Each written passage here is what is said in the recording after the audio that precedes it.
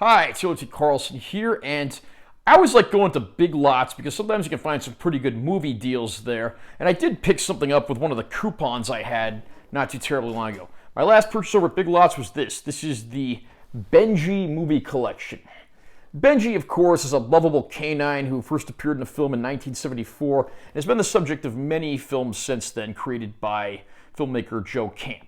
I'm going to unbox this release and I will share my opinions. Now, this includes 3 movies. It has Benji, For the Love of Benji, and Benji Off the Leash. This is by no means the complete Benji collection, as there are several other films, not to mention there are other movies that Joe Camp made in which Benji made cameos. If I do get a chance to watch some of those other films, I'll certainly talk about them on this channel as well. You do get a Movie Spree digital code with the film. I don't know if this is even still good. And you get the films on a Blu-ray and also a DVD. Now, read the descriptions of the movies as follows from the package. Benji, the original classic. Oscar-nominated and called the best family film of our time by Cosmopolitan, Benji has a heart of gold and entertains fans of all ages. Writer-director Joe Camp's original canine classic redefined family films that is now available like never before. Enjoy the tale of the most lovable floppy-eared hero with an all-new digital restoration. For the Love of Benji. On a family vacation to Greece, a secret agent tattoos a mysterious message on Benji's paw as the group goes through customs.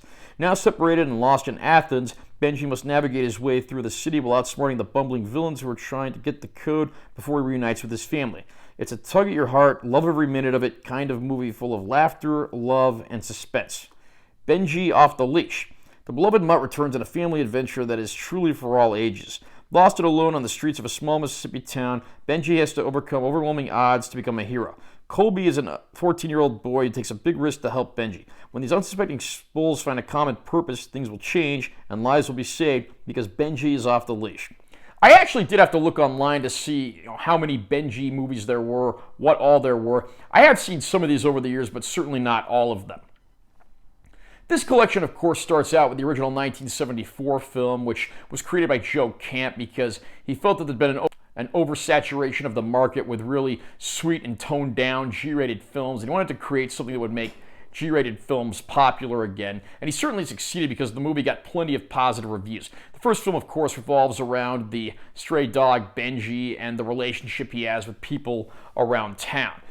This movie's noteworthy because it does have a few special appearances, including Francis Bavier and Edgar Buchanan, this being the final feature film role for both of them, both of whom were veterans of TV and film alike.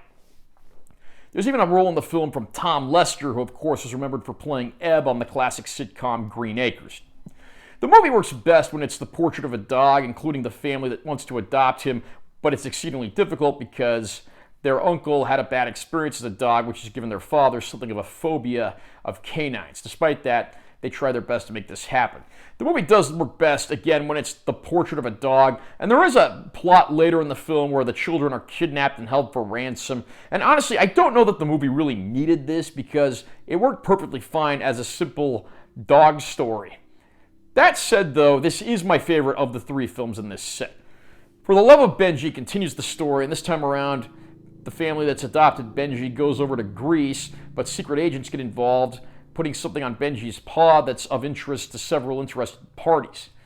This movie, of course, it looks a lot better and has some more exotic locales thanks to the bigger budget, but it also tries to go a little overboard with the storyline. Every movie's got to have a good plot, but this movie unfortunately has a little too much plot and a few too many characters, so the whole lovable dog story kind of gets bogged down and lost in the middle of that. That said, we do see Benji going on plenty of interesting adventures, including stealing food from a Greek market, befriending other dogs, and of course having to escape the clutches of villains. Certainly not a bad film, and a decent enough sequel, though I wouldn't say it tops the original. Benji Off the Leash is kind of the odd duck out here, or should I say odd dog out, because it's the film that was made in 2004, much later than the previous ones in this set, serving as something of a reboot to the series, and it also serves as something of a meta film because it acknowledges that the Benji film series exists and that the dog in the film becomes the new Benji becomes a movie star. But that, of course, is only in the prologue and the very end of the film. The main plot, of course, revolves around a young boy who has an abusive father that breeds dogs, and of course, his father wants nothing to do with the runt of the litter that he's not going to be able to sell, but this young boy goes out of his way to raise the dog and keep him safe. This film actually had a lot of potential, and the production values are quite nice.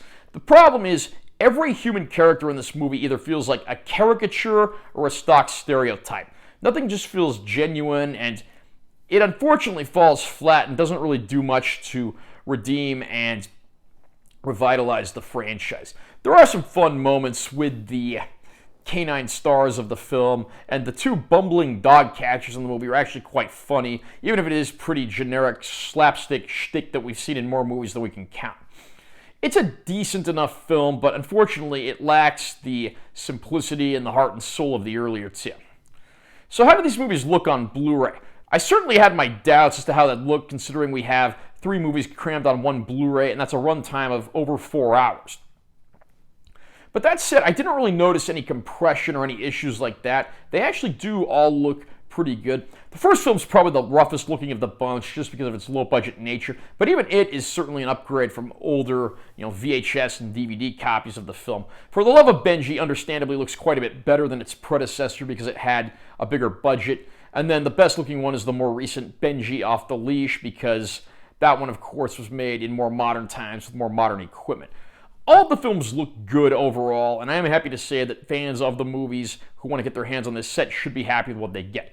For bonus features, we get a commentary track for all 3 films, as well as a trailer for all 3 films, although the actual trailers differ from movie to movie. The trailer for the original Benji is actually something of a trailer that has audience reactions and excerpts from critic reviews, and it runs about 6 minutes in length.